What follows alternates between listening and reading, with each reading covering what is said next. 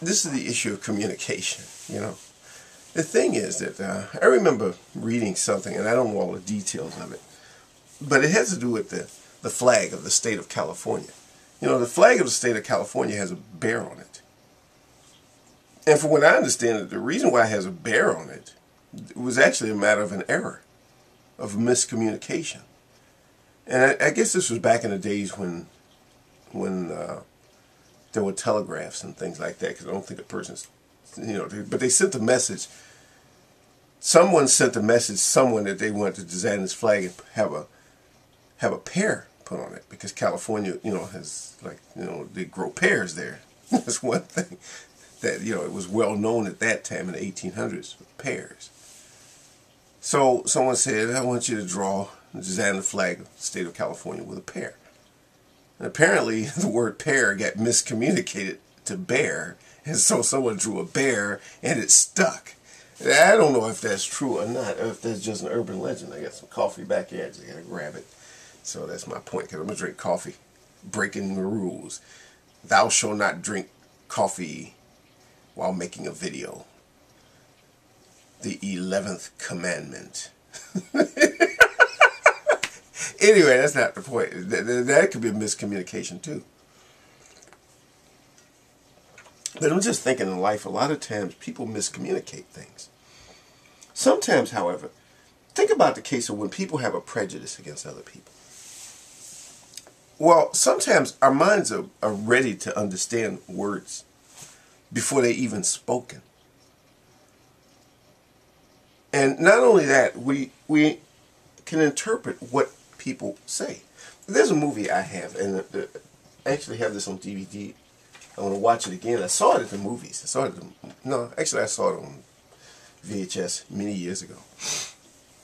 And it's based on a true story. Although I'm not going into the story of the movie. It's just the title, because the title has something to do with the whole story. You know, it's called Let 'Em Have It. And it's this story. It takes place in England. It's about this guy who winds up eventually being, you know, executed.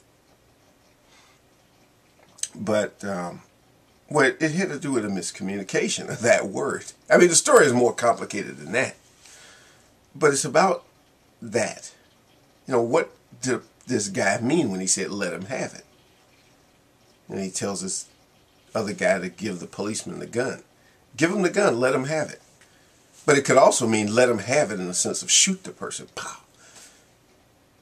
And the other guy understood it as shoot the cop, so he shot him. So now the one who gave the order was the one who wanted to, you know, get in trouble. But that just sort of illustrates a point about something. How many times we sort of had this ideals about things in our minds. I walked into a store many years ago. I was helping this old lady. She was 90 years old. And I remember, and I'm going to say this, because normally I don't bring up race things, but this time I got to bring it up. She was white, I'm black. Obviously, you can tell from looking at me. Anyway, but I'm helping this woman in the store. And I told the woman, you know, she could barely walk, and I helped her to walk to the store, because I was on my way to a grocery store. So there's two stores. There's one store that she had to go to, and this other store I had to go to, and I went shopping. And I told her, I said, you know, when I come back, I'll just come back in here, pick you up, and help you walk back to where she had to go. And that was the whole thing. Well, okay, everything seemed to go as I had planned. When I come back to help the woman, I helped her. I went in the store to help her. Here comes the store clerk, screaming and hollering, jumping over the counter, and yelling, he's trying to rob her, he's trying to rob her. You know, and I told him, I said, I'm not trying to rob that woman. You know, the woman said, oh, I know him, he's trying to help me. And the guy, he stopped right there. He didn't apologize, he didn't say anything. He didn't say, I'm sorry, you know. He was white. And I'm thinking to myself, why did he say that? Why did he just assume that I was trying to rob that woman? You know, why did he think that? You know, I get back to the thing about miscommunication, about people's own minds. It has to do with what we say to ourselves. We see things. And we all speak to ourselves. Even if we don't verbally do it, we tell ourselves what it is that we're seeing. We see something and we say, what's going on here? What's going on here? What is that person doing? Is he coming here to help that lady? Or is he coming here to rob that lady? What was it that he put together in his mind that gave him the conclusion? Did I pull out a gun? Did I say something the wrong way? What did I do? I don't know. You know, but the thing is that we do communicate with ourselves. We tell ourselves a story about everything we see. I remember thinking some time ago, watching some program. I'm always watching programs. I forget the names of them. I wish I could remember. So I had it on tape or something. But it was something where someone was talking about dreams, about what happens when we dream. And I thought, you know, at first I thought I disagreed with the guy because it went contrary to the classic Freudian ideal. But it was more simpler. It was a simpler thing. See, our minds produce these random images at night. And what happens is we basically try to create a story to go with the images. And that's all that really happens. And I think that's true. But I think it also occurred to me that's exactly what happens during waking life.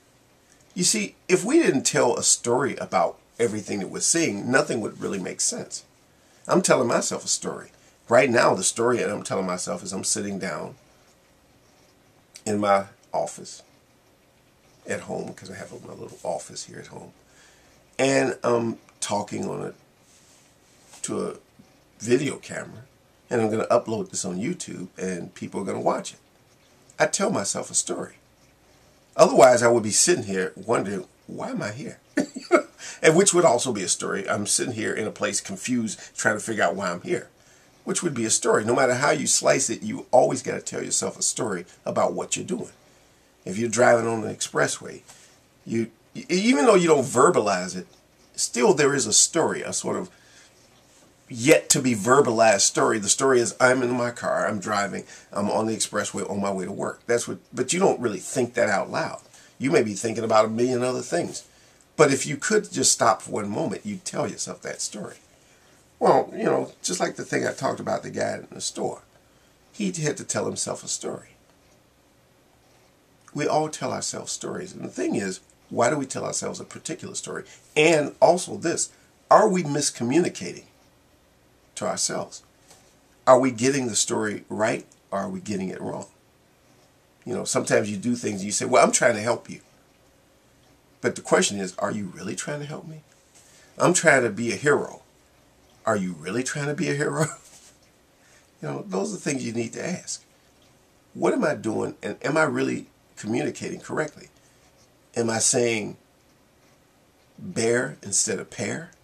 You know, when you communicate with other people, yeah, there's going to always be a problem. You can understand that because maybe they don't speak the language, or maybe there's some distortion in the medium, you know. You could be speaking to someone over a radio, and it could be a distortion and they didn't hear what you said. But other times, people hear what they want to hear, or they see what they want to see. And we tell the stories to ourselves about what we want to see. And that's pretty much what I want to say. I'm going to try to upload this today, and I'm going to tell myself that story, if it can get up there, because I got to go to work in a little while. And it takes a while for this thing to upload, so we'll see what happens.